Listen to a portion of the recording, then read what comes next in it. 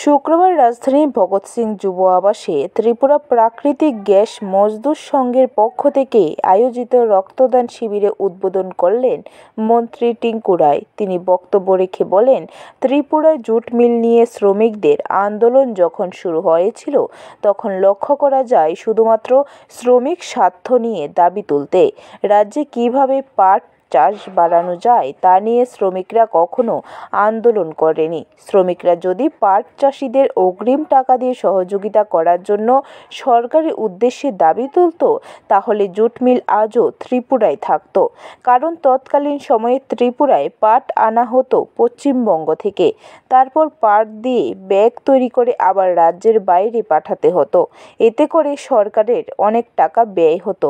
সরকার ভর্তুকি দিয়ে হাঁপিয়ে উঠেছিল, যার কারণে ত্রিপুরা রাজ্যে একটা সময় জুট মিল বন্ধ হয়ে পড়ে।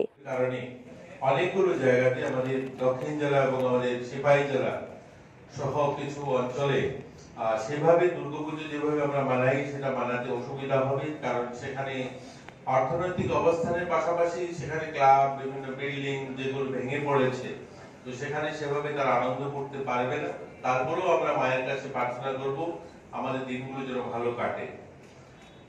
যেহেতু ভারতীয় মজদুর সংঘ অর্থাৎ আপনাদের প্রাকৃতিক যে গ্যাস সম্বন্ধিত যারা গ্যাসের এই সঙ্গে যারা কাজ করেন, টিএনজিসিএল এর অধীনস্থ যারা কর্মচারীরা রয়েছেন, আমরা আশাবাদী আগামী দিন টিএনজিসিএল এর পাশাপাশি। ব্যুরো রিপোর্ট, খবর ত্রিপুরা।